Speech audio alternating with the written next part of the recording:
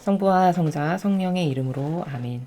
예수님과 어머니 하나 되신 성심을 통해 신성하신 하느님 아버지 피아세 나라에서 아버지께서 창조하신 천상천하의 온 우주 만물을 끌어안아 그리고 아버지께서 사랑하시는 아버지께 속한 소수의 자녀들과 함께 아버지 대전 앞에 엎드려 감사와 찬미와 영광과 흠숭과 사랑의 경배를 드립니다.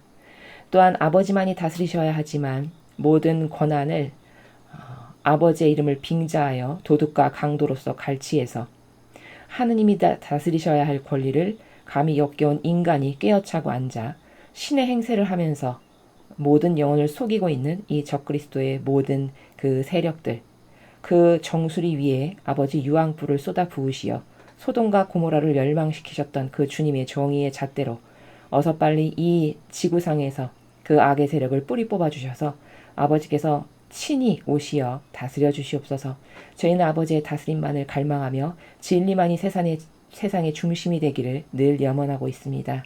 사랑할 아버지, 모든 권한을 다 되돌려 드리오니 어서 오시어 아버지의 권한을 차지하시고 저희를 지배하시며 정복하시고 이끌어 주시옵소서. 이 모든 기도 우리 주 예수 그리스도의 이름으로 기도드리나이다. 아멘.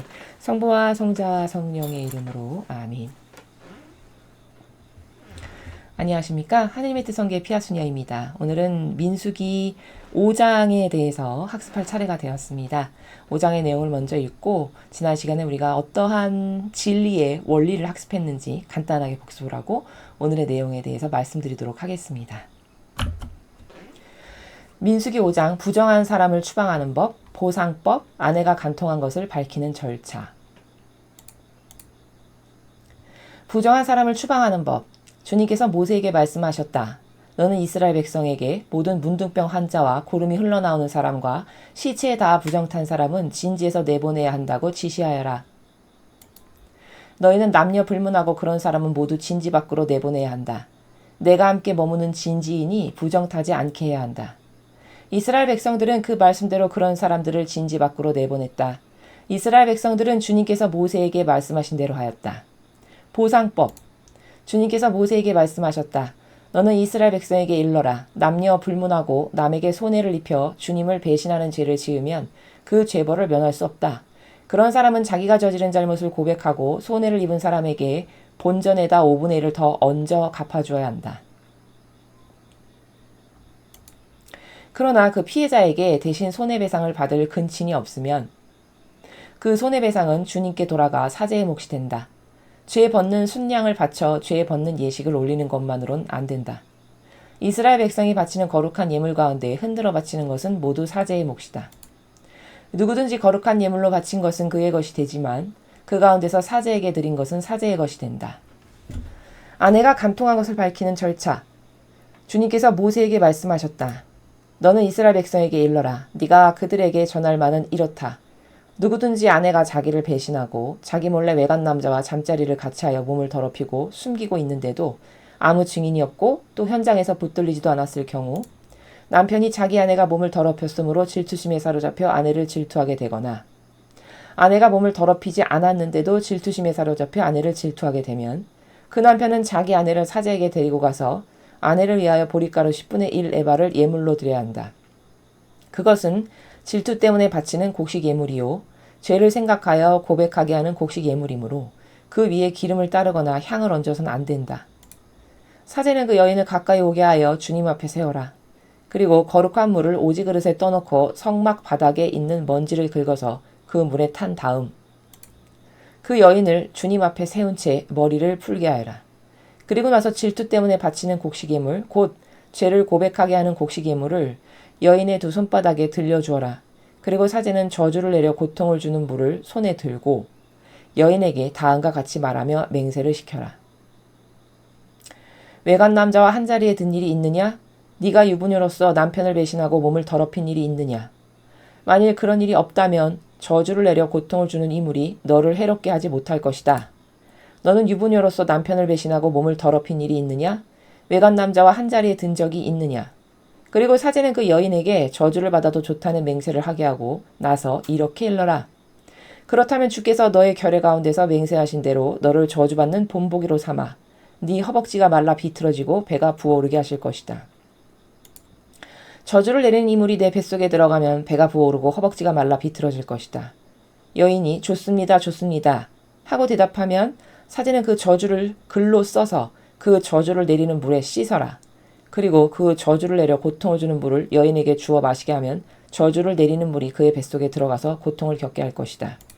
사제는 그 여인의 손에서 질투 때문에 바치는 곡식 예물을 받아 주 앞에 흔들어 바치고 제단으로 가져가거라. 사제는 그 곡식 예물을 바친다는 표시로 한 움큼 집어내어 제단에서 사르고 나서 그 물을 여인에게 주어 마시게 하여라. 그 물을 여인에게 마시게 하였을 때 그 여인이 정말 몸을 더럽혀서 남편을 배신한 일이 있었다면 그 저주를 내리는 물이 들어가면서 여인은 배가 부어오르고 허벅지가 말라 비틀어질 것이다.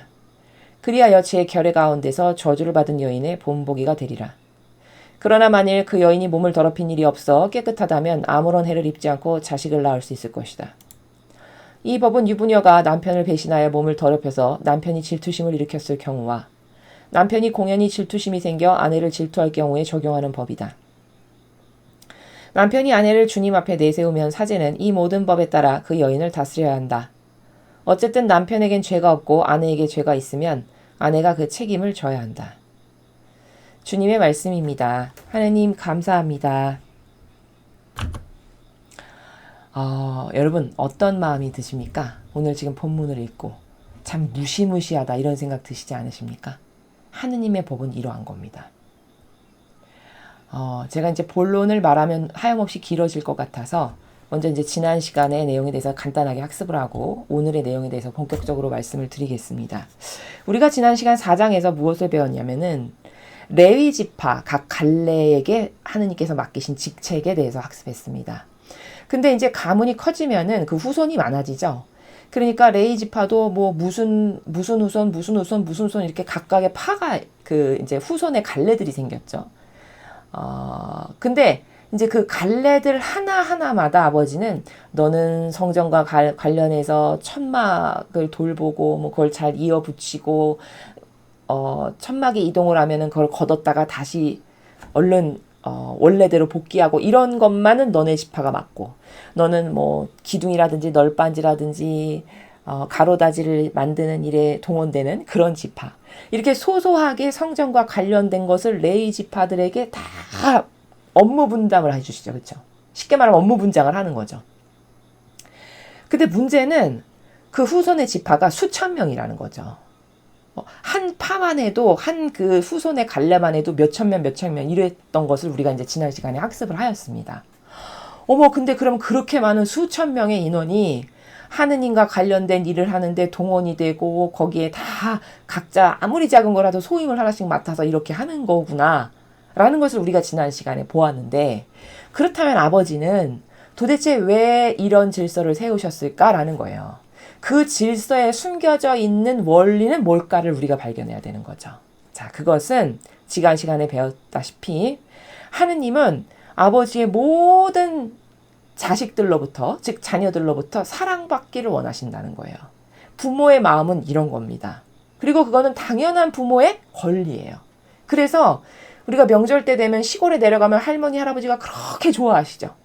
아유 왔니 이러면서 막 등 두드리시면서 1년에 기껏 봐봤자 몇 번이나 보겠습니까? 후손들을. 그쵸? 뭐 설이나 추석 때나 기껏 하면 보시겠죠. 아니면 큰 가족 행사가 있을 때나 보시겠죠. 그러니까 그렇게 반가워하면서 그냥 사랑스러운 눈길로 쓰다듬고 안고 이렇게 하시죠. 그러면 그 부모님의 마음이 어떤 걸까를 우리가 조금만 미루어 짐작해보면 알 수 있는 거잖아요. 그렇게 자녀들이 와서 복작복작거리면서 부모님 앞에서 이야기도 나누고 정겨운 모습을 보이고 사랑도 주고받고 이런 행위가 너무 기쁜 거죠. 부모의 입장에서 봤을 때. 맞습니까? 하느님도 똑같으시다는 거예요. 그 수천 명의 인원이 아버지의 성막을 돌보고 거기 제단의 사제를 보조하는 일을 맡고 이런 것을 하게끔 하시는 거는 마치 명절이나 어떤 설이나 큰 가족 행사가 있을 때 자손들이 하나도 빠짐없이 사촌의 일가 친척까지 다 와서 모여서 복작복작거리면서 거기서 사랑을 주고받는 그것을 보는 게 너무 뿌듯하신 거죠. 하느님의 나라는 이런 나라예요. 그래서 그렇게 많은 사람들을 아버지 일에 동원시켜서 아주 작은 소임 하나라도 그들에게 주어서 그것을 함으로써 아버지 앞에서 자녀들이 오손도손 속삭이면서 정겹고 사랑스럽게 지내는 것을 보시는 아버지의 기쁨. 자, 이게 이제 첫 번째 이유고, 두 번째는 뭐냐면, 그렇게 자손들, 후손들이 많이 다가오면 할머니, 할아버지는 뭐 하시죠? 꼭 집에 올라갈 때 뭘 싸주시죠. 먹을 거 하나라도 더 못 줘서 안달이시죠. 그쵸? 사랑을 못 줘서 안달이죠. 그쵸? 왜냐? 사랑은 줄 때 진정한 행복을 느끼는 게 이게 정상적인 사랑의 나라거든요. 하느님도 같으시는 거예요. 그들이 그렇게 많은 인원이 아버지의 성막을 돌보고 사제의 보조 역할을 하면서 돕기를 바라시는 건 무조건 마치 욕심쟁이여서 막 사랑만 받기를 원하시는 그게 아니라, 물론 그것도 있지만 그건 인간적인 해석인 거고, 사실 아버지가 그걸 기뻐하시고 원하시는 거는 그들이 그렇게 하느님께 뭘 다가와서 성막을 돌보면 그들의 희생이 다 들어가죠. 근데 사랑의 정수는 희생이거든요. 그러면 그들이 하느님을 위해서 조금씩이라도 각자의 위치에서 맡은 바 최선을 다하면서 충직하고 정직하게 이렇게 희생을 하면 아버지는 그에게 뭘 주실 수가 있어요. 그 상응하는 응당한 대가로. 왜? 하느님을 위해서 희생을 했으니까. 그러니까 사실은 더 많은 사람이 동원되면 좋아요. 왜? 아버지는 그 더 많은 자녀에게 아버지 사랑을 넉넉히 풍성하게 가득히 충만히 주실 수 있으니까. 그리고 아버지는 그걸 주시는 게 기쁨이니까. 맞죠? 바로 이것 때문이에요. 인간은 이 질서나 원리를 잘 몰라요. 그런데. 왜냐면 이기적인 사랑에만 아예 관점이 특화돼 있어가지고 그저 받는 거, 내가 누리는 거, 내가 좋아지는 거, 이것만에 집중되어 있는 불구자적 사고방식이기 때문에 사랑은 희생을 할 때 기쁘고, 저 사람을 위해서 내가 고통을 자발적으로 자원하여 감당할 때 그게 숭고하고 아름다운 사랑이고, 이런 것에 대한 관점이 지금 시대는 거의 없다시피 하죠. 옛날 어르신들은 이게 아예 내재적으로 계셨어요. 그래서 할머니, 할아버지가 시골에 자녀들이 가면 그렇게 좋아하시는 건 그래서예요. 나눠주고 싶어서. 내 사랑을 쟤들에게 좀 주고 싶은데 다가와야 줄 거 아니겠습니까? 그쵸? 아니, 내가 서울로 뛰어 올라가가지고 억지로 그걸 줄 수는 없는 거잖아요. 원치도 않는데. 하느님은 마찬가지시라는 거예요. 다가왔을 때 그가 희생으로 뭔가 고통을, 하느님을 사랑하니까 내가 이 정도쯤은 감수해야지, 이런 마음으로 다가올 때 그에게 뭘 주실 수 있어요. 그리고 그에게 그걸 줄 때 그렇게 기뻐하시는 거예요. 이게 사랑의 나라거든요. 그래서 아버지가 그렇게 많은 주님의 자녀들을 뭐 성막을 짓고 뭘 주님 제단을 건사하는데 보조를 하고 돕고 이런 것에 동원하시는 거는 사실 더 많은 사랑을 자녀들에게 주고 싶으셔서다. 사랑의 나라라는 건 이런 거고, 천상나라의 사랑의 질서라는 건 바로 이런 거다. 이런 것에 대한 마인드로 우리는 정신세계를 매일 이런 진리로 새롭게 해야 됩니다. 거듭나야 돼요. 그래서 내 썩어빠진 인간적인 속성과 사고방식을 다 뜯어버리지 않으면 나는 하느님으로부터 은총받기에 장애와 애로사항이 많아요. 왜냐? 천상나라는요, 사고방식이 같아야만 같이 살 수 있고요. 똑같은 사고방식을 해야만 그 은총을 주실 수 있는 나라예요. 근데 세상은 나랑 사고방식이 다르고 가치관이 다르고 완전 정반대여도 그냥 다 수용해버리죠. 좋은 게 좋은 거지 이러면서. 그리고 그걸 또 착한 거라고 포장까지 하고. 근데 천상나라는 절대 그렇지가 않아요. 그래서 네 편, 내 편이 있어요. 아우, 그런 거 유치해. 착한 척하면서 세상 사람들 이런 거 있잖아요. 마치 자기가 하느님보다 더 착한 사람인 것처럼, 엄청 수용 잘하고 포용이 넓은 사람인 것처럼 하죠. 사실은 그게 가장 역겨운 마귀예요. 천상나라는 네 편, 내 편이 있어요. 그래서 예수님이 이런 말씀하세요. 진리를 가르치시면서 그런 말씀하죠. 나를 거부하지 않는 자는 나를 받아들이는 자다. 이게 뭐냐? 네 편, 내 편이 있다는 뜻이에요. 그 함축적 의미는. 예수님을 굳이 세게 거부하지 않죠? 그럼 걔는 내 편이니까 얘들아, 걔가 어디 가서 내 얘기를 해도 괜찮은 거야. 제자들에게 이렇게 가르치시는 거거든요. 이렇게 네 편, 내 편을 나누는 나라예요. 천상의 나라는. 여러분 생각해 보세요. 네 편, 내 편을 나누지 않으면 지옥에 갈 사람이 있을까요? 없겠죠. 그렇죠? 모든 게 다 좋은 거야. 그럴 수도 있지. 사람이 실수할 수도 있지.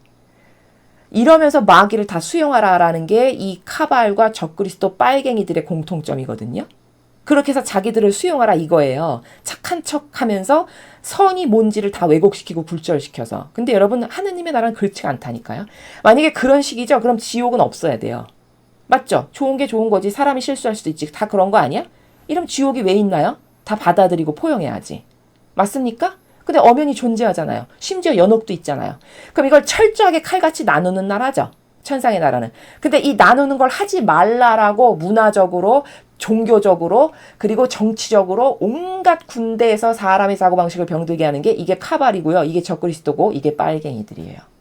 똑같아요. 사고방식이. 맞습니까? 여기에 물들거나 거기에 현혹이 돼가지고 저게 착한 것처럼 보이고 좋아 보여서 거기에 동조하는 사고방식으로 병든다.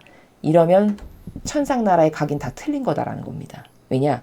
그 나라는 예수님과 성모님과 같은 모범을 행한 공로가 있거나 의인으로 살았거나 자기를 희생하여 뭐 이런 어떤 하느님이나 예수님이나 성모님을 닮은 행위가 열매적으로 사실적으로 있는 사람이나 가는 거지 그렇게 입으로나 하고 열매는 하나도 없으면서 좋은 게 좋지 착한 척 역겹게 사실은 마귀면서 천사인 척하는 이런 것들이 다 수용돼서 들어갈 수 있는 곳이 아니라는 점이에요. 이게 성경을 조금만 알면 얼마든지 발견할 수 있는 거거든요. 그러니까 여러분은 그런 것에 속지 말고 저게 하느님의 자식인가 마귀의 자식인가 이런 걸 구분하실 줄 알아야 돼요. 저게 하느님의 세력인가 마귀 세력인가 이런 걸 구분할 줄 알아야 되고 구분이 됐으면 마귀 세력에게 절대 동조하면 안 되겠죠. 왜? 나도 그럼 똑같이 그 사람이 지옥 갈 때 나도 지옥 갈 거니까. 유유상종이란 말 있죠 세상에. 그 세상에도 있는 말이잖아요. 같은 것끼리 끼리끼리 어울리고 뭉치고 동조한다 이런 말이잖아요. 그게 진리예요. 유유상종입니다. 그래서 내 사고방식이 진리적이지 않다. 그럼 나는 천상나라에 못 가요. 그래도 뭐 이렇게 내가 살았고 뭐 그건 본인의 썰이에요. 그냥. 그렇게 인간적인 어떤 뇌피셜로다가 무마되거나 그걸로 이렇게 어떻게 대충 좀 이렇게 허용이 되지 않을까? 그런 나라 자체가 아니에요. 시스템 메커니즘 자체가. 이해가 되셨죠? 그래서 하느님의 사랑은 이런 거다. 그래서 정리하면 하느님 아버지께서는 더 많은 사람에게 사랑을 주시기 위해서 그래서 더 많은 사람이 참여하길 원하신 거지. 이게 기호와 정서가 병들면은 아우 사랑받기 되게 원하시고 하느님은 받는 걸 되게 좋아하시나 봐. 또 이런 삐딱한 마귀적 관점으로 얼마든지 보는 사람도 있거든요.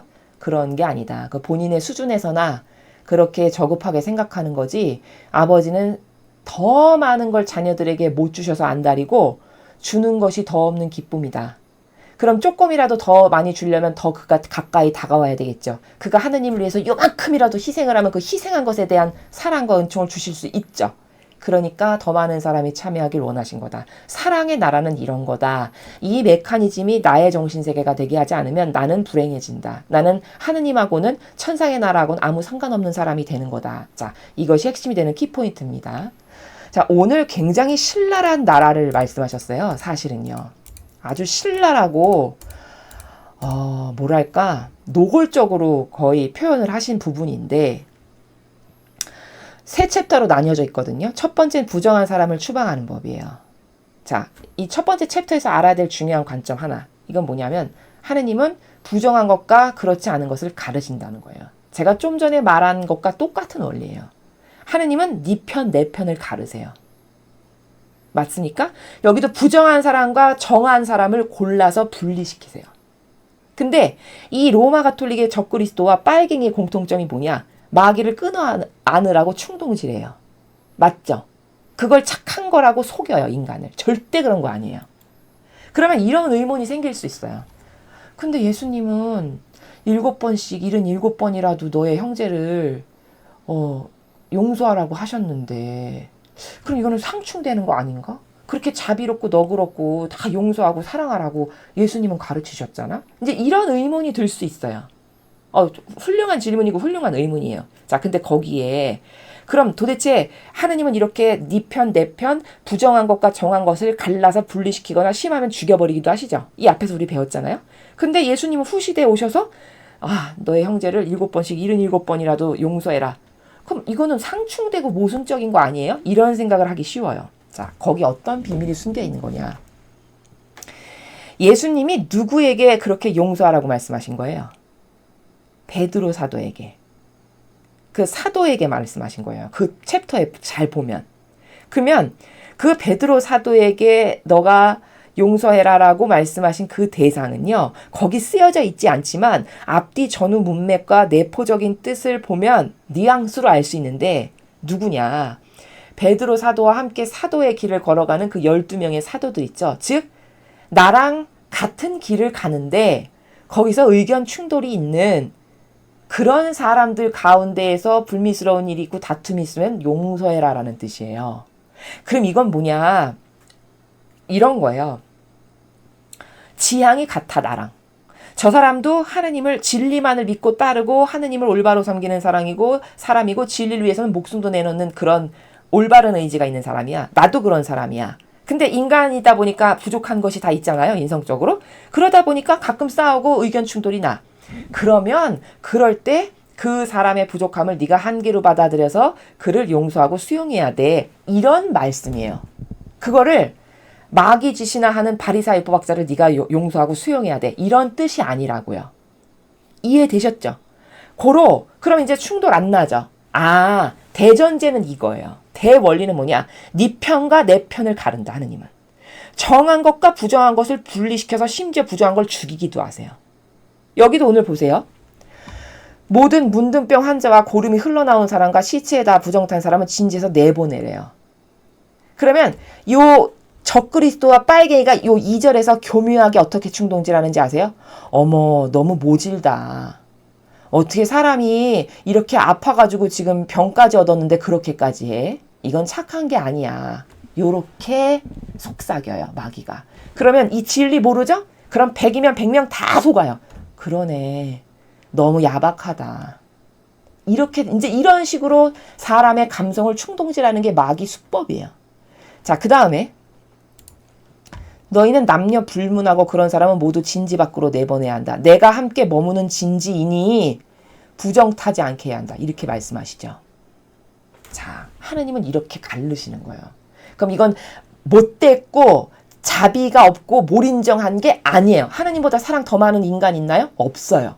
그건 여러분도 인정할 수밖에 없는 진실이죠. 그렇죠? 근데 그 사랑의 근원이신 아버지가 이렇게 하신다고요. 그럼 이건 뭐예요? 정한 것과 부정한 것은 섞이면 안 돼요. 왜?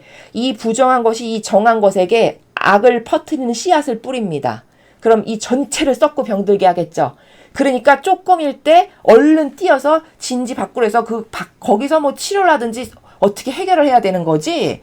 이것을 여기에 같이 섞어가지고 똑바른 것과 바르지 않은 것을 분리시키지 않아가지고 이 전체가 썩고 병들게 하는 이게 마귀 수법이라는 거예요. 아버지는 그런 걸 허용하면 안 된다라고 가르치시는 거고 이게 맞죠? 이게 맞는 거예요. 그래서 대전제는 이거예요. 내 편과 내 편 아닌 걸 가르는 나라다. 천상은. 즉 하느님께 속한 것과 속하지 않은 것을 완전히 분리해야 된다. 이게 대전제예요. 그런데 그럼 예수님이 용서하라는 거는 무슨 뜻이냐? 이게 대전제인데 우리 모두 똑같은 지향점을 가진 사람일 때 그럴 때 그들 각자의 인간적인 부분은 포용하고 수용해야 되는 거야. 이걸 가르치시는 거예요. 이게 하위 관점이죠. 그러니까 대전제는 정한 것과 부정한 것을 갈라라. 네 편과 내 편을 갈라라. 이게 원리고 그 원리의 하위에 있는 관점으로 예수님은 이게 맞는 건데 그 하위 분류에서 봤을 때 그러나 같은 지향점을 갖고 같은 곳을 바라보고 목적이 똑같은데도 모든 인간은 부족하니까 거기서 다툼도 나고 싸움도 일어나고 이러잖아요. 그럴 때는 얘도 지금 진리를 향해서 가는 사람이고 너도 그렇잖아. 그럼 너넨 같은 편이지? 그러면 지향점이 같은 거고 우리는 한 편이니까 그런 인간적인 부족함은 너가 수용하고 포용하고 받아들이고 서로 격려하고 독려하고 우리 이거 이렇게 합시다. 이렇게 해서 으쌰으쌰해서 가야 되는 거야. 이거를 가르치시는 거예요. 이러면 해소 다 되셨죠? 오해 없으시죠? 이게 진리에 근거한 올바른 사고방식이에요. 그 다음에 이런 것도 있어요. 용서할 게 있고 용서를 못할 게 있어요. 예수님은 그걸 내포적으로 아예 기저에 깔고 그 말씀을 하신 건데 거기 이제 구체적으로 말씀하시지 않았지만 뭐냐? 용서할 건 어떤 거냐면 제가 좀 전에 설명했듯이 나랑 같은 지향과 목적성을 가지고 하느님에게 속한 똑바로 된 선의 세력인데 그 사람이 개인적으로 부족한 거 이런 거는 용서하고 끌어안고 가야 되는 거예요. 근데 예를 들어 저 적그리스도의 교환권이다. 근데 그 교환권은 막강한 영향력을 끼치는 파워가 있어요. 자, 우리 공동체 내에서 저 사람이 하나 부족한 거는 저 사람은 막강한 파워를 끼쳐서 영향력을 끼치진 않아요. 왜? 지위가 없으니까. 그냥 일개 각각의 개개인이니까 그 자신의 부족함으로 끝나요. 근데 만약에 교황이 마귀의 세력이다. 그럼 그거는 혼자의 부족함으로 끝나지가 않아요. 왜냐면 그거는 영향력을 끼치니까. 맞습니까? 발언 하나하나 할 때마다, 행동 하나하나 할 때마다 막강한 영향력을 세상에 퍼뜨리고 행사해요. 그렇죠? 근데 이것을 용서해야 된다. 이게 마귀의 짓을 계속 하는데도 그건 아니라는 거예요. 왜? 영향력을 행사하고 힘이 있고 권한이 있다. 그럼 이것은 남에게 나쁜 영향력을 끼치죠. 그러니까 이럴 때는 그것을 포용하고 수용하는 것은 절대 안 될 일이에요. 이것도 관점적으로 있으셔야 돼요. 여러분이. 이런 관점, 대원리 가운데 지금 제가 두 가지 관점 말씀드렸어요. 이 관점이 있죠. 그러면 어떤 것을 용서해야 되는지, 어떤 것은 용서하면 안 되는지, 어떤 것은 포용해야 되는지, 어떤 것은 내쳐야 되는지가 딱 서요. 사고방식 안에. 그럼 이제 혼동이나 헷갈림이 없습니다. 이해되셨죠?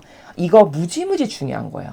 세상 사람들이 이런 관점 없어요. 그러니까 이걸 용서를 해야 되는 건지, 이걸 내쳐야 되는 건지, 내치지 않으니까 야박한 것 같고 내가 못된 사람인 것 같고 이런 걸로 상담하신 분은 엄청 많아요. 여러분도 그런 궁금증이나 평상시에 의문이 있으셨던 분들 많으시죠? 이렇게 하면 수녀님 나쁜 것 같고 내가 몰인정한 것 같고 야박한 것 같고 어떻게 해야 될까요? 이런 거 엄청 많다고요. 자, 그럼 이제 아셨죠? 선의 세력이야. 확실히 누가 봐도. 근데 개인적으로 부족하고 남에게 큰 영향력을 끼치는 위치에 있지도 않아. 그러면 그런 것은 수용하고 가야 되고 그 사람이 잘 알아들을 수 있게 좋은 권고를 해서 그 사람이 변화될 수 있도록 이끌고 이런 식으로 도모를 해야 되는 거예요. 근데 예를 들어서 막강한 영향력을 옆에 퍼뜨리고 행사하는 건데 그게 완전 마귀 도구야. 이런 건 볼 것도 없이 완전히 자르고 내쳐야 되는 거예요. 분리시켜야 되는 거예요. 이해되셨죠? 자, 그리고 여기 지금 이 챕터, 첫 번째 챕터에서 부정한 사람을 추방하는 법에서 여러분 보세요. 문둥병 환자, 고름 흘러나오는 사람, 시체에 대한 부정한 사람을 진지에서 내보내라고 하셨어요. 그럼 생각해 보세요.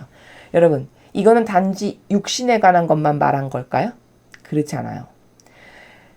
저것은 형상적으로 보이는 부정함을 말씀하신 거고 사실은 저것보다 더 무서운 건 본질적 부정함이에요. 본질적 부정함이라는 건 뭐냐면 사고 방식이 완전히 마귀인 상태. 특히 빨갱이 공산주의자가 완전히 마귀적 사고방식이에요. 그쵸? 여러분도 느끼시죠? 그 다음에 적그리스도의 저 세력도 완전 마귀 사고방식이에요. 그러니까 두 마귀가 똑같은데 카발까지 완전히 똑같은 세트인데 어떤 기준으로 인간을 속이냐면 제가 좀 전에 예시 들었죠. 이렇게 뭉둥병 뭐 이런 고름 흘러나오는 사람 야 이런 걸 수용해야지. 너도 부족하잖아? 사람이 너도 부족한데 남의 부족함을 수용해야 되는 거야. 요렇게 속인다는 거예요. 근데 제가 어떤 부족함은 수용해야 되고 어떤 건 절대 수용하면 안 되는지를 제가 말씀드렸죠. 자, 그 기준으로 여러분이 저거는 수용하고 받아들여야 되는 건지 아니면 저건 절대 하나 되면 내 영혼이 마귀밥 되는 건지를 이제 아셔야 된다는 거예요. 예를 들면 뭐 일상생활에서 여러분이 흔히 접하시는 거면 가족 간에 트러블 나는 거. 이제 이런 문제는 수용하고 가야 되는 것들이에요. 다 거의 가족 간의 문제는. 왜냐하면 사랑으로 하나 되라고 맺어주신 특별한 관계거든요. 가족이라는 관계는. 근데 그 안에서 복잡다산하게 확 부족한 것들은 그냥 다 인간적 소소한 부족함들이지 그게 막 교환권처럼 막 막강한 힘을 발휘해서 말 한마디 했는데 막 동성애자가 막 합법적인 게 되고 이런 게 아니잖아요. 그렇죠? 그냥 각자의 자신의 위치에서의 부족함이죠. 이제 그런 거는 이런 진리를 같이 공유하고 깨닫게 하고 전달해주고 그가 발견할 수 있도록 격려하고 이러면서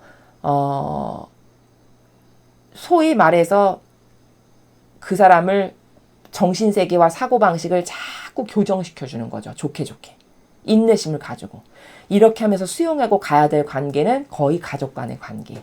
그런데 세력 간의 관계다 이게. 예를 들어서 적그리스도, 빨갱이, 카발 이것하고는 완전히 분리돼야 되는 거예요. 더 명확히 보이시죠? 세력 간의 관계다. 그럼 이건 무조건 분리시켜서 거기에 절대 요만큼이라도 섞이면 안 돼요. 섞이면 여러분만 손해예요. 왜? 그 부정탄 것과 하나 됨으로써 여러분에게도 온 붙은 것처럼 전이 돼서 똑같이 부정탄 것들이 가는 마귀가 가는 지옥을 갈 수밖에 없게 되는 거니까요. 이해되셨죠? 자, 제가 마지막으로 관점 정리 또 했습니다. 세력적 관점에서 하느님께 속한 거냐 아닌 거냐 이건 완전히 분리시켜야 되는 거다. 그러나 각각의 개개인의 인간의 사회에서. 그리고 더더군다나 그가 선을 추구하는 세력이야. 혹은 가족관계야. 이런 부족함은 그걸 자꾸 훈육을 시키고 깨닫게 하고 인내도 때론 해주고 기다려도 주면서 이렇게 하면서 포용하고 끌어안고 가야 될 관계성이다. 이러면 정리가 좀 되시죠? 자, 그런 것이고 지금 첫 번째 챕터에서 아버지는 육적인 어떤 병에 관련된 것만 말씀하신 것처럼 보이지만 사실은 저 병만 걸려도 분리시키라고 하죠. 그럼 여러분 사고방식이 병든 건 어떻게 해야 될까요? 이것보다 더 칼날같이 분리시켜야 돼요. 사실은요. 육신이 이렇게 부정한 것도 아버지는 저 진지 밖으로 내몰아서 여기 지금 내가 있는 곳이니까 이게 거룩한 장소인데 감히 부정한 것이 여기 있어서 그걸 더럽히면 안 된다. 분리시켜라. 이렇게 하시죠. 근데 사실 이런 거는요. 다 드러나는 거잖아요. 눈으로 보이죠. 뭉둥병 환자, 고름 나오는 환자 다 눈으로 보이잖아요. 그러니까 교묘하진 않아요. 최소 이 부정은. 근데 사고방식이 병든 건 진짜 교묘해요. 이 빨갱이 공산주의 적그리스도 카발 이게 다 그런 것이거든요. 여러분 그거는 이것보다 더 칼날같이 도려내야 돼요. 왜냐? 사고방식이 전이되는 건요. 눈에 보이지도 않죠. 그쵸? 전이 됐어도요. 그 악영약이 얼마나 나쁜 거냐면 마치 우리가 이렇게 재채기 한번 애취하면 옆에 사람에게 감기 바이러스 전파시키죠. 그것처럼 퍼져나가게 하는 게 사고방식이에요. 얼마나 무서운 건지 아시겠습니까? 언제 나에게 그 사고방식이 들어왔는지도 몰라요. 심지어. 얼마나 교묘하고 아주 도둑처럼 다가오는 건지 아시겠어요? 이것은 더 격리시켜야 될 일이에요. 이것보다 더 예리하게. 사실 그 정신의 간음 상태, 마귀의 사고방식을 하는 사람과 같이 있다. 그럼 그것을 이 육적으로 부정탄 사람하고 같이 있는 것보다 더 무서운 걸로 알아야 된다. 그거는 절대 같이 있어서도 안 되거니와 말을 섞어서도 안 되고 교감, 이런 건 더더욱 안 돼요. 왜? 다 나에게 전이 돼서 나의 사고방식을 병들게 할 거니까.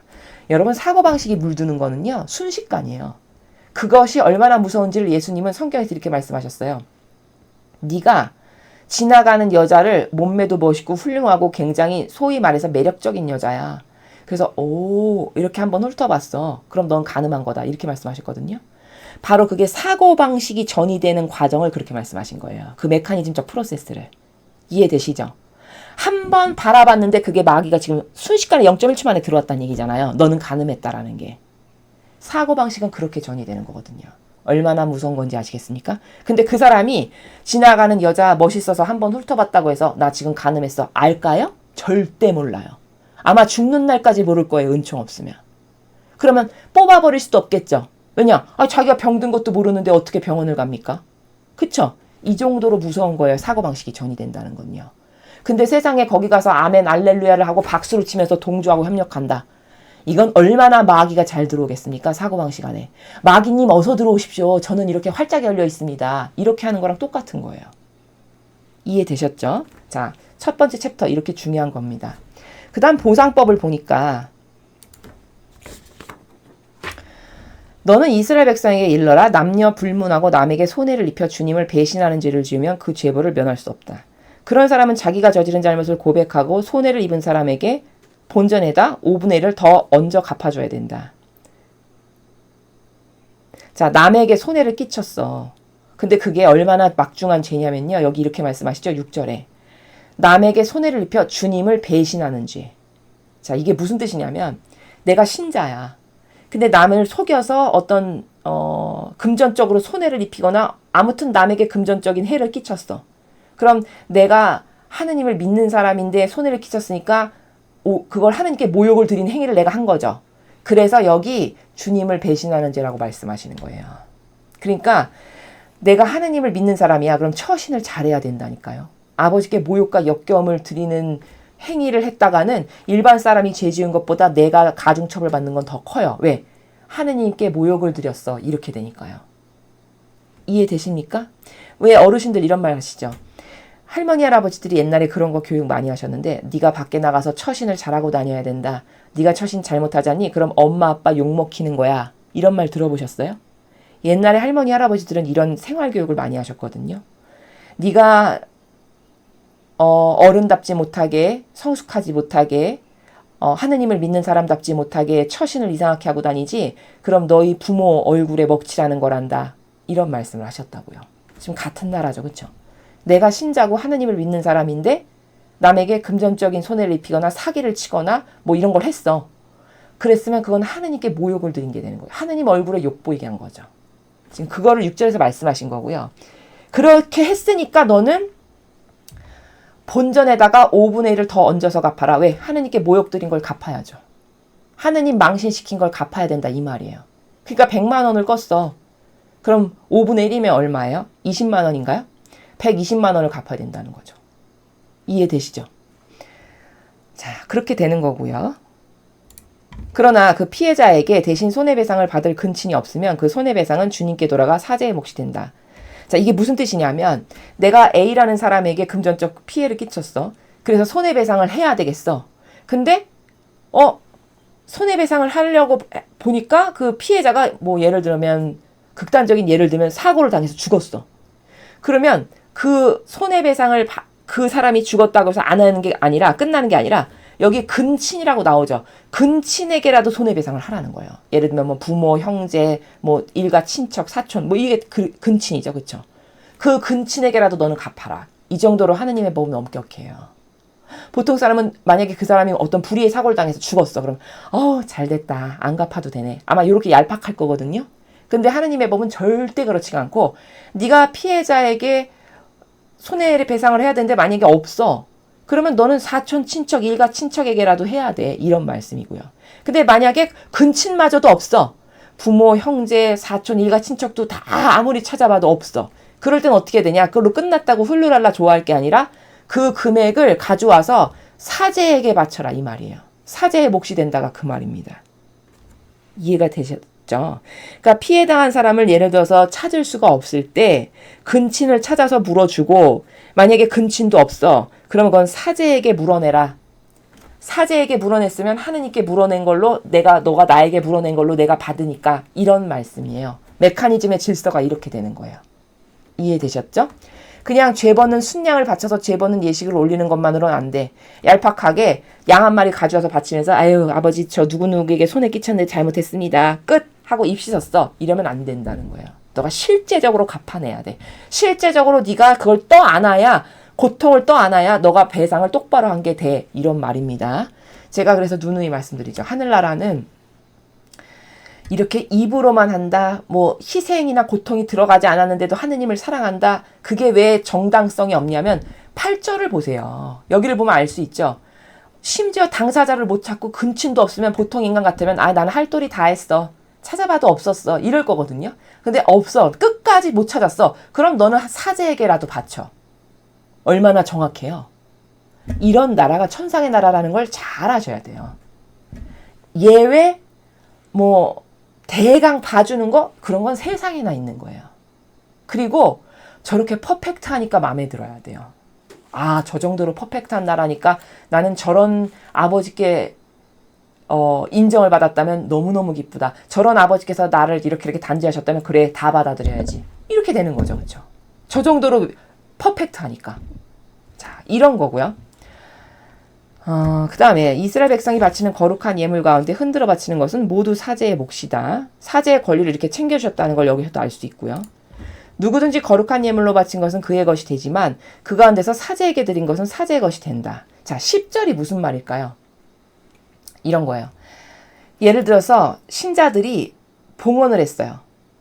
그러면 그거는 하느님께 바친 거니까 하느님을 위해서만 써야 돼요. 그게 여기 누구든지 거룩한 예물로 바친 것은 그의 것이 되지만이 사실은 이게 무슨 뜻이냐면 행간이 하느님 사업을 위해서 아버지께 무언가를 바쳤어. 그럼 무조건 그것은 하느님을 위해서 진리를 위해서 아버지 사업을 위해서만 쓰여야 돼요. 근데 예를 들어 어떤 신자분들은 가끔 그런 분이 계세요. 이것은 제가 사제님께 드리는 겁니다. 사제님이 저희를 위해서 이렇게 다니시면서 가정방문도 하시고 그래서 치유도 하시고 예배도 봐주시고 하시면 기름값도 드시고 여비가 드시니까요. 하면서 이것은 사제님께 드려주세요. 이런 분도 가끔 계세요. 바로 그런 거. 그 가운데서 사제에게 드린 것은 사제의 것이 된다가 바로 그런 케이스예요. 그러니까 예를 들어서 이거는 제가 사제님께만 여비와 경비가 필요하실 것 같아서 드립니다 하면 그건 사제가 가져도 돼요. 자신의 여비로 써도 돼요. 근데 그렇지 않죠? 그럼 일제다 하나님을 위해서만 쓰여야 돼요. 만약에 그런데 그걸 사제가 개인적으로 가졌다. 이건 다 도둑과 강도예요. 이해되십니까? 이렇게 특별 케이스, 이거는 사제님의 개인적 여비, 개인적으로 필요하신 것을 위해서 많은 곳을 방문하시고 그들을 위해서 기도도 하시고 희생도 하시고 치유도 하시고 예배도 드려주시니까 그 경비로 써주십시오. 요럴 때만 사제가 가져도 돼요. 자신의 여비로 쓰면 된다는 거예요. 근데 그렇지 않은 일체 모든 건 다 하느님을 위해서만 쓰여야 돼요. 그럼 여러분, 저 거짓 교회가 얼마나 신자들의 그 소중한 봉헌을 착복하는지 아시겠어요? 아시겠습니까? 이 10절과 같은 기준으로 절대 하지 않아요. 이해되십니까? 제가 지금 행간의 의미로 말씀을 드리는 거예요. 절대 10절 같은 기준으로 봉헌금 그렇게 하지 않아요. 근데 10절처럼 하라고 아버지는 질서를 세우신 거예요. 이게 정확한 거예요. 모든 사람이 주님의 성도들이 봉헌을 했다. 그런 건 무조건 다 하나님을 위해서 써야 돼요. 반드시. 그렇지 않으면 그게 도둑과 강도예요. 근데 특별 케이스에 그런 분들이 계세요. 배려를 하시느라고. 이거 여비, 경비, 다니시는데 많은 돈 드시는 거 그거에 보태서 써주세요. 이런 분이 가끔 계세요. 그런 것만 사제가 자신의 여비, 경비로 충당을 해도 되는 거예요. 이해되십니까? 이게 질서입니다. 이렇지 않은 건 다 잘못된 거예요. 이렇지 않았는데 개인적으로 뭘 썼다. 그건 다 도둑과 강도예요. 자, 엄청 중요한 겁니다. 10절. 그 다음 아내가 간통한 것을 밝히는 절차. 자, 여러분, 제가 아까 이 부분을 보면서 참 리얼하고 노골적이다 할 만큼입니다. 제가 이렇게 말씀드렸죠. 자, 여기 보세요. 이 제목을 통해서 우리가 이 시대의 법규도 이게 똑바로 된 건가 아닌가를 얼마든지 진리를 보면 판단할 수 있는 게, 여기 간통한 것을 밝히라고 하죠. 하느님은 간통했어. 그럼 다 낱낱이 밝혀가지고 아까 본문 보니까 저주를 내려가지고 배가 부풀어 올라서 병 걸리게 해라. 이런 거죠. 그 정도로 엄격한 거거든요. 근데 간통법 없앴죠. 나라가. 이거 누가 없애라고 조장했을까요? 적그리스도 세력과 빨갱이가 담합해서 없앤 거예요. 그럼 여러분, 그 법은 잘못된 거죠. 하느님의 진리하고 정반대잖아요. 아버지는 밝히라고 하셨어요. 낱낱이 얼마나 창피합니까? 사제 앞에 가서 그것을 다 낱낱이 밝힐 만큼 이런 모욕과 치욕을 주고 심지어 배가 불러가지고 만약에 터져 죽었다. 그러면 부정한 여자구나. 천하만방에 알려지는 거죠. 이걸 다 감수해라 이거예요. 왜? 네가 그런 죄를 졌으니까. 너가 저지른 것의 대가를 너는 받아야지. 정확합니까? 안 정확합니까? 정확한 거예요. 그럼 간통법은 있어야 되는 거죠? 있어야 되는 거예요. 근데 없앴죠. 이게 다 마귀 세력이 이런 것을 하는 거예요. 나라를 신적 질서의 나라로 살아가지 못하게끔. 이해되시죠? 그러니까 이런 건 다 부활시켜야 돼요. 이런 간통법이라든지 사형제도라든지 이런 거 다 부활시켜야 될 법이에요. 성경하고 달라요. 다 잘못된 거예요. 자, 여기를 보시면요.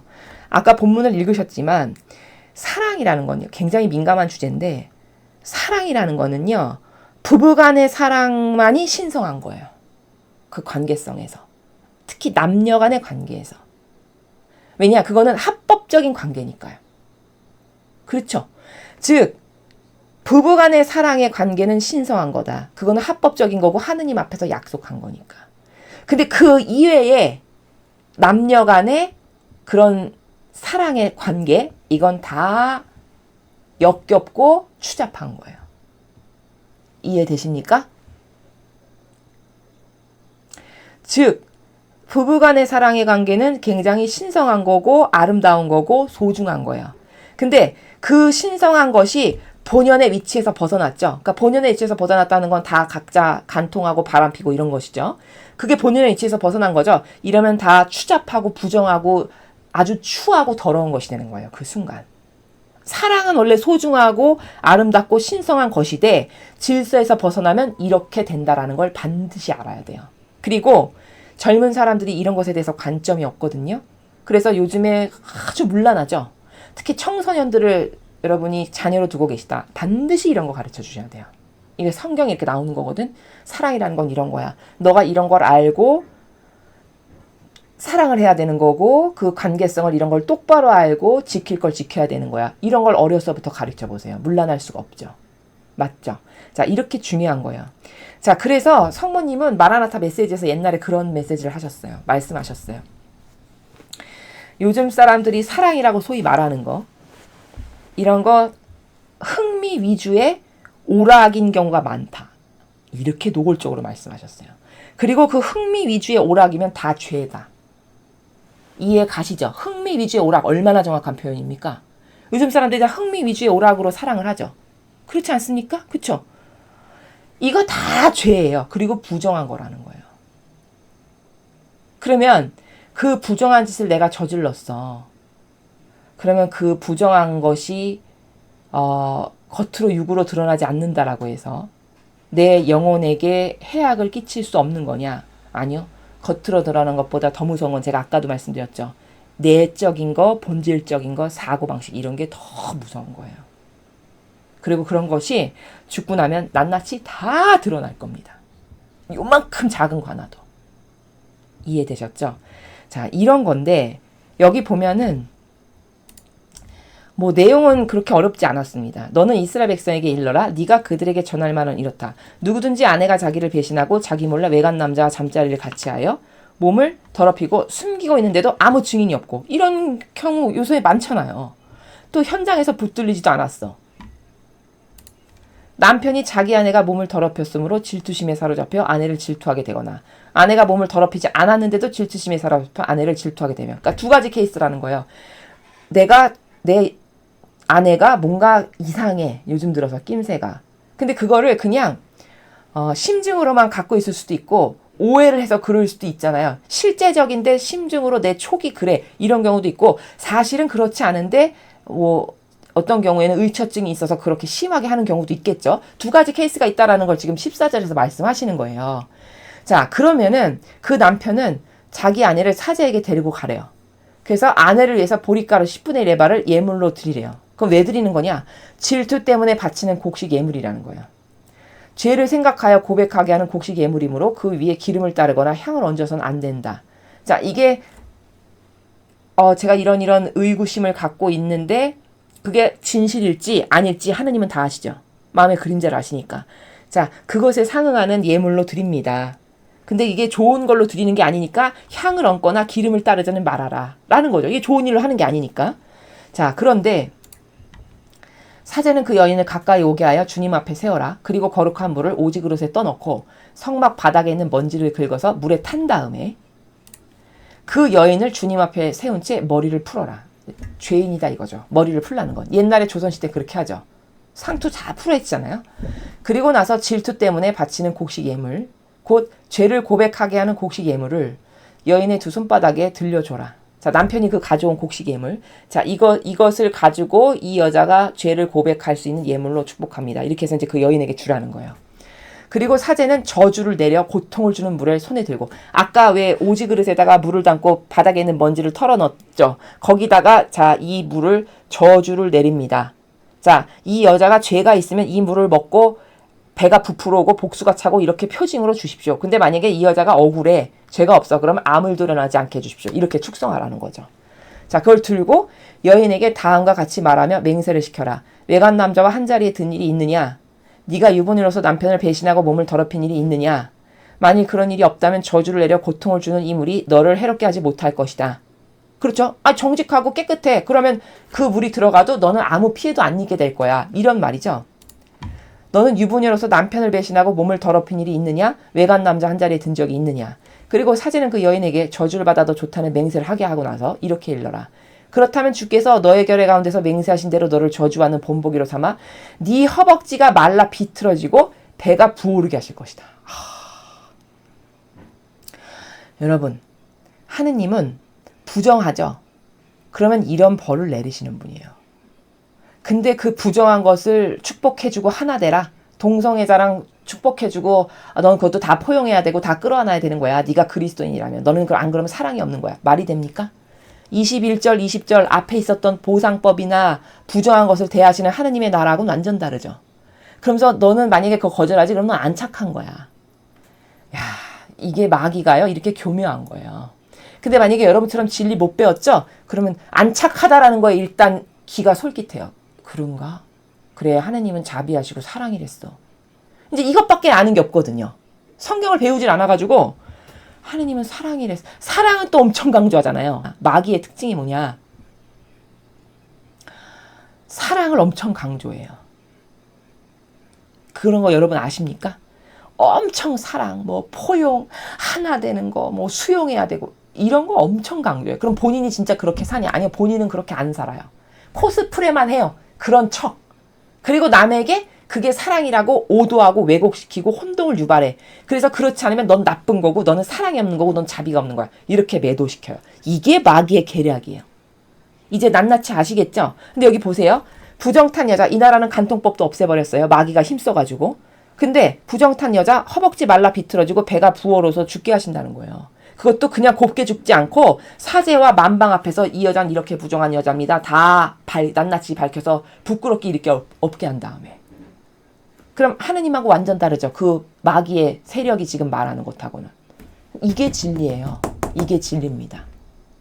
악은 악의 대가를 치러야 된다는 거예요. 아닌 건 아닌 것에 상응하는 대가를 반드시 치러야 된다는 거예요. 얼마나 정직합니까? 얼마나 명확해요. 그렇죠? 자, 이런 걸 알아야 되고 저주를 내리는 인물이 네 뱃속에 들어가면 배가 부어오르고 허벅지가 말라 비틀어질 것이다. 여인이 좋습니다. 좋습니다. 이제 맹세하라고 아까 시켰죠. 자, 너가 만약에 이런 불륜을 저질렀어. 너가 남편을 배신했어. 질서에서 벗어났어. 그럼 너는 이런 걸 당해도 좋냐? 좋습니다. 좋습니다. 이렇게 대답을 하라고 시킨다는 거예요. 대답을 했어. 그러면 사제는 그 저주를 글로 써서 그 저주를 내리는 물에 씻어라. 저주를 내리는 저주를 내리는 글을 종이에다 쓴 다음에 그 종이를 그 물에다가 이렇게 담그는 거예요. 그래서 그 저주가 그 물에 들어가게끔. 이해되십니까? 그 저주를 내려 고통을 주는 물을 여인에게 주어 마시게 하면 저주를 내리는 물이 그의 뱃속에 들어가서 고통을 겪게 할 거다. 사제는 그 여인의 손에서 질투 때문에 바치는 곡식의 물을 받아 주 앞에 흔들어 바치고 제단으로 가져가거라. 사제는 그 곡식의 물을 바친다는 표시로 한 움큼 집어내어 제단에서 사르고 나서 그 물을 여인에게 주어 마시게 하라. 자, 이제 절차를 다 한 다음에 자, 이거 마셔라. 이렇게 하는 거죠. 그 물을 여인에게 마시게 하였을 때 그 여인이 정말 몸을 더럽혀서 남편을 배신한 일이 있었다면 그 저주를 내리는 물이 들어가면서 여인은 배가 부어오르고 허벅지가 말라 비틀어질 것이다. 너무너무 무섭습니다. 그리하여 제 결의 가운데서 저주를 받은 여인의 본보기가 되리라. 천하만방에 다 밝혀지는 거죠. 저는 이렇게 부정한 여인입니다. 이게 수치스러워서 살겠습니까? 이 정도 되면? 이거 부끄러워서 살겠어요? 너 그런 대가를 너는 받아도 된다라는 거예요. 그러나 만일 그 여인이 몸을 더럽힌 일이 없어 깨끗하다면 아무런 해를 입지 않고 자식을 낳을 수 있을 것이다. 이 법은 유부녀가 남편을 배신하여 몸을 더럽혀서 남편이 질투심을 일으켰을 경우와 남편이 공연히 질투심이 생겨 아내를 질투할 경우에 적용하는 법이다. 진짜일 수도 있고 공연히 질투해서 의처증 같이 아닐 수도 있고 근데 그거는 사람이 모르고 하느님은 다 아시니까 하느님께 가서 판결받아라 이런 거예요. 정확하죠. 그렇죠? 남편이 아내를 주님 앞에 내세우면 사제는 이 모든 법에 따라 그 여인을 다스려야 한다. 어쨌든 남편에겐 죄가 없고 아내에게 죄가 있으면 아내가 그 책임을 져야 한다. 자, 진리는 이런 거예요. 반드시 책임을 져야 되는 나라예요. 반드시. 그게 무엇이 됐건 남녀노소, 지위, 고하, 뭐 어리고 혹은 나이가 많고가 아니에요. 그런 거와 상관없이. 그러니까 공정한 나라인 거고요. 그러니까 정의로운 나라인 거고 그러니까 정직한 나라예요. 이해가 되셨습니까? 참 오늘 이 내용은 굉장히 신랄한데 우리의 일상 생활에서 중요한 내용이죠. 그렇죠?